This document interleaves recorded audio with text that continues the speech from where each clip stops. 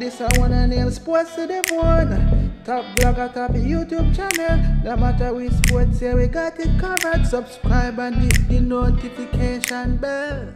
What's up, my wonderful peeps? Sports to the bone here again, man.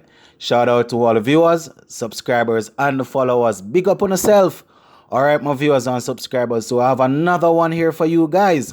But before we go any further, I'm going to ask you to get the golden rule out of the way, which is to hit that subscribe button, leave a like, and drop a comment. All right, so yesterday I was taking a look at the Crickbuzz website, and I saw where they posted the team of the tournament, the CPL team of the tournament. And I think this team was selected by the commentators that were active in the tournament, right? So I'm going to be zooming in on this team, and as per usual, you guys will go ahead in the comment section and let me know what you think about this team. You know, is there anybody in the team that you would like to remove, or is there anybody outside that did make the team that you would like to put in? All right, so I'm just gonna kick it off straight ahead. At number 1, we have Evan Lewis of the St. Kitts and Nevis Patriots. He finished with a total of 420 runs at an average of 52.5, right? And a strike rate of 164.7. Yeah, man. Did pretty well. He had a century in this year's staging also. And that 77, unbeaten 77, was also a very good score at that time. You know, the team really needed him in that game. Now, we know that Lewis in the final, I think he had injured his shoulder, but he came out and bat just the same. Wasn't able to really do the business, but he came out and did his thing, right? So he's there. At number 2, they have Kennar Lewis, who I think would be opening the innings with him from the Jamaica Talawas. He had a total of 262 runs at an average of 26.2, strike rate of 164.77. You know, he actually provided a good platform for the Talawas on a couple of occasions. Didn't really stick around and bat throughout the innings or anything. I think one innings he batted really deep when he got 80, when he got a 80 odd. You understand? But he was very good throughout the power play on most occasions. All right, so he made the team of the tournament. At number 3, they have Raston Chase. You know, arguably the surprise package of the tournament. You know, scoring a total of 403 runs at an average of 50.37 and a strike rate of 149.81. And he also picked up 9 wickets. Easily the man of the tournament, in my opinion. You understand? And he also got called up to the squad for the T20 World Cup. Right, so Raston Chase, he had a very good campaign. You know, I think he scored the most boundaries, the most 4s, while Evan Lewis had the most 6s. So Raston Chase really came in, surprised a lot of persons, did pretty well. Last year's staging he did pretty well, you know, but you know, I doubt there was anybody anticipating that Raston Chase would have gone on and would have really dominated this year's staging so much. So he comes in at number 3. At number 4, they have the captain of the Guyana Amazon Warriors, Nicholas Puran, Nicky P, scoring a total of 263 runs at an average of 32 and a strike rate of 163.35. And, you know, he really fired in the latter part of the competition or of the tournament. You know, and we know that he had a lot on his hand. You know, he had to be captain in the team while wicket keeping and then focusing on his batting.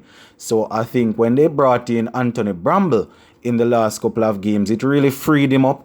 You know, he was able to really focus more on his captaincy out there on the field and was also able to sort of zoom in on his batting. So Nicky P comes in at number 4 in their lineup. At number 5, they have another captain, the captain of the TKR, that is Kieran Pollard. He scored a total of 261 runs at an average of 37.28 and a strike rate of 158.18. They didn't manage to retain the title, but you know they played well. They played well, especially the captain Pollard. So you know I I am wondering what the feeling is like seeing that his good mate, his good friend, Dwayne Bravo would have gotten one over him. I mean, they didn't play each other in the final, but how competitive those guys are. So Dwayne Bravo got one over on him. Now at number 6, they have Tim David, who played for St. Lucia, and he scored a total of 272 runs at an average of 38.85, and he had an impressive strike rate of 148.63. Now, majority of the time throughout the competition, he batted at number 6. So coming in at number 6 and still being able to put down some work, it was pretty impressive. And I think he also got an IPL contract, so he was able to come out to the CPL, put in some work, and will be looking to perform in the IPL that resume. I think it resumes in another 2 days or so. You understand? At number 7 in their team, they have the mystery man, they call him, from the TKR, Sunil Narayan. He had a very impressive economy rate. We're talking about 4.37, easily the best in the tournament, right? And he gets in at number 7 here. Also did some work for them with the bat. They tried him at the top of the order, they tried him in the middle and further down at the back, right? So Sunil Narayan, he played some pinch hitting role for them, but he was mostly there. He gets paid for his bowling, and his economy rate was very impressive. I mean, he didn't score a lot, he didn't take a lot of wickets, but his economy rate, very, very impressive. And I mean, if he didn't have an issue bowling at the international level, he definitely would have gotten into that World Cup squad, even though he wouldn't have took a lot of wickets. So Sunil Narayan comes in at 7. At number 8 in their team, they have Odin Smith, the Jamaican that represented Guyana Amazon Warriors. So good, right? He had the second highest wickets, I think, with about 18 wickets at an average of 14.88, economy rate of 7.54. He bowled pretty well, my viewers and subscribers. Bowled with good pace, and he was also very good with the bat at the back end there, doing some work. At one point in time, they actually sent him to open the innings, to sort of maximize in the power play. Didn't work out so well, but generally speaking, he had a very good campaign, right? At number 9 is another youngster that had a really good campaign. Just narrowly missed out on a spot in that World Cup squad, because they have a couple of all-rounders that, you would consider to be ahead of him. People like Bravo, Pollard, Russell, Fabian Allen, you understand? So we're talking about Romario Shepherd. He got a total of 18 wickets. So is that the same amount of wickets as Odin Smith? Okay. All right. And, another very good young player, somebody that we want to see a lot of in the future, not only for West Indies, but also playing franchise cricket. You understand? Because franchise cricket is the way. I mean, it takes away from West Indies cricket, yes. But I am one of them that really appreciate the T20 tournaments around the world. I think they really help to develop the players. And it is up to the players to know when to say no and when to put their country first. You understand? But I don't necessarily have a big issue with players going around and playing T20 cricket. It helps them to develop, it gives them a lot of exposure, and it's a way for them to provide for their families. All right. At number 10, we have another spinner from the TKR, Akil Hussain. Yeah, man, he was very impressive also. Picked up 13 wickets. Talking about he had an average of 15.92, economy rate of 4.92. You understand? And he was very good. Economy rate of 4.92.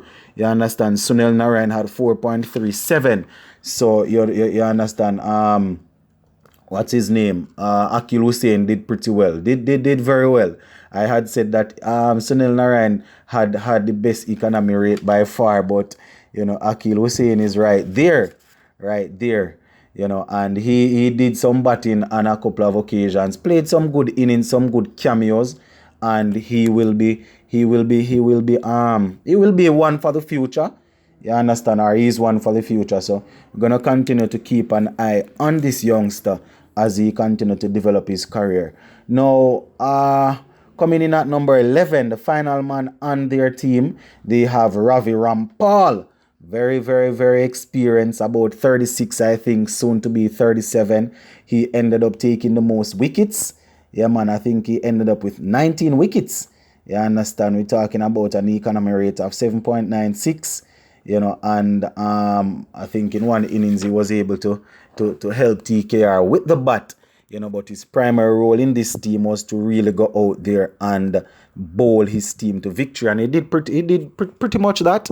Didn't bowl with a lot of pace. He would have lost most of his pace, but very tricky. Wouldn't put him in the same class or caliber as a Dwayne Bravo when it comes on to trickery, but he's also very good. Outfoxed a lot of the batsmen and was able to really put together a good show for the fans. And it's good to see that he was able to get a call up to the T20 World Cup squad, and I do commend him on that. So there you have it, my viewers and subscribers. Those are 11 players that were selected as the players that would make up the team of the tournament in this year's staging of the CPL. So as per usual, just go ahead and let me know what you think about that and leave your comments there, and I will take a look at it. Sports to the bone, keeping you informed. Please remember to like, share, leave us a comment. If you have not yet subscribed, go right ahead and subscribe to the channel. I'm out.